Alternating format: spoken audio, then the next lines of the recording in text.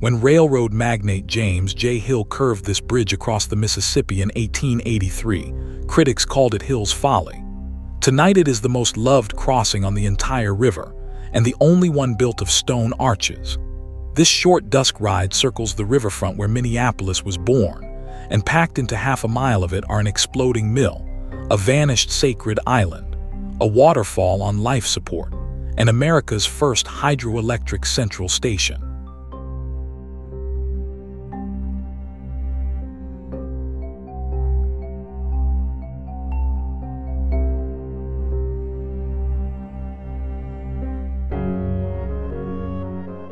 We are on the downtown riverfront of Minneapolis, Minnesota, on the west bank of the Mississippi. The ride loops through the old mill district, rolls out onto the stone arch bridge just below St. Anthony Falls, and ends at the water's edge beneath the arches themselves. Nearly every meter of tonight's route was once covered in mills, rail yards, and water power canals.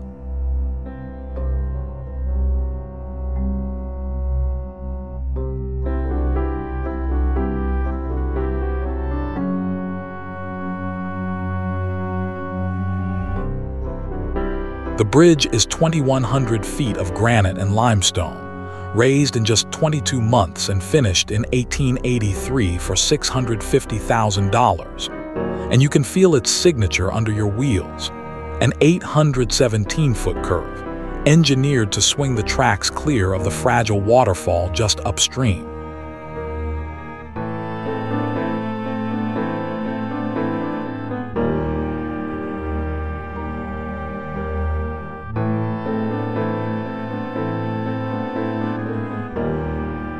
From mid-span you face St. Anthony Falls, the only major natural waterfall on the entire Mississippi River.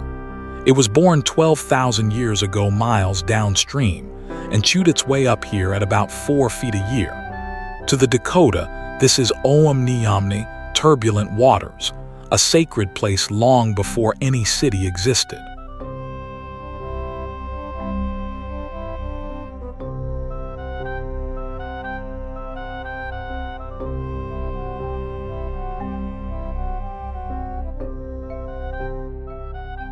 The man who dared the bridge was James J. Hill, the railroad tycoon they call the Empire Builder.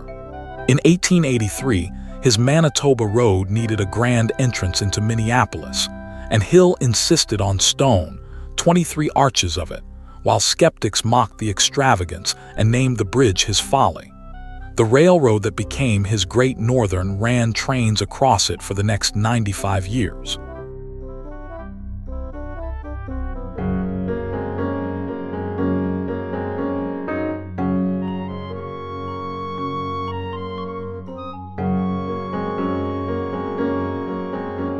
Back on the West Bank, the ruins explain what the bridge was for. From 1880 to 1930, Minneapolis was the flour milling capital of the world. In the peak year, 1916, the mills crowded around this waterfall ground 18.5 million barrels of flour, more than a fifth of the entire nation's output. The gold medal sign above the ruins still switches on every night.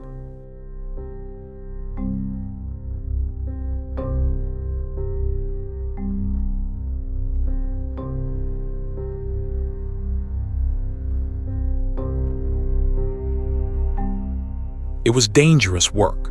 On the evening of May 2, 1878, the Washburn A Mill, the largest flour mill in the world, vanished in seconds. Airborne flour dust ignited, and the blast leveled much of the milling district and killed 18 men. The disaster taught industry worldwide that dust itself can detonate. The mill rose again bigger and smarter. Its owners created gold medal flour, and in 1928 their company grew into General Mills.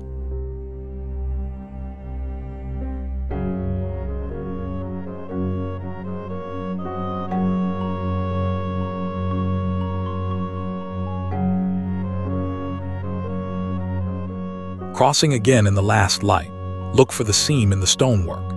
In 1963, 2 of the original arches were swapped for a steel truss so barges could reach a new lock, leaving 21 stone arches, the only ones anywhere on the Mississippi.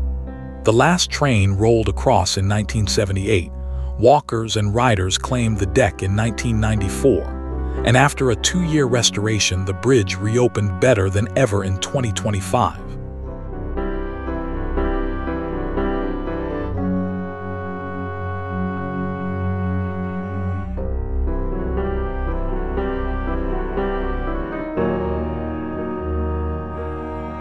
In October 1869, the waterfall nearly died.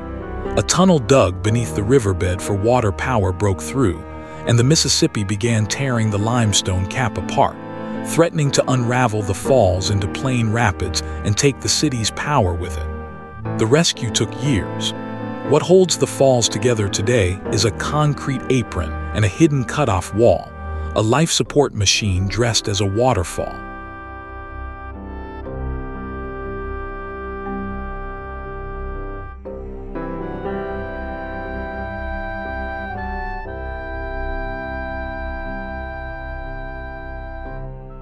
For the Dakota, this place was sacred long before the mills came. Just below the falls stood Spirit Island, Weetawanagi, so revered that Dakota women once traveled there to give birth. The island was quarried for its limestone, then removed entirely for barge navigation in the early 1960s. The island is gone. The memory is not.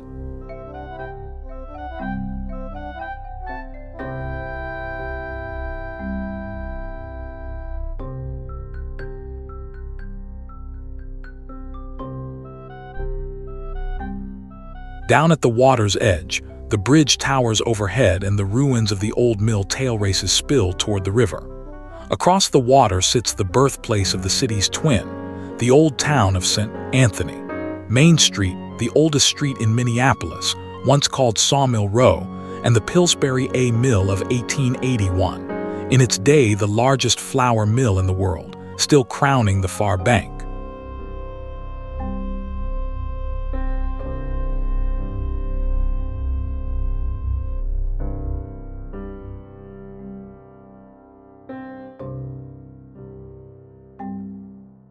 One more first happened here. On September 5, 1882, a small plant on an island below the falls began spinning generators with this water, lighting shops along Washington Avenue. It was the first hydroelectric central station in the United States, beating Appleton, Wisconsin by 25 days.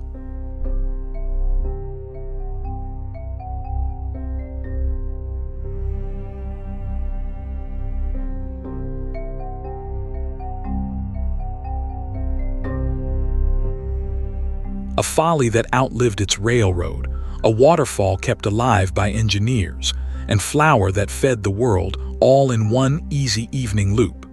If this made you want to see the river up close, subscribe and ride the next one with me.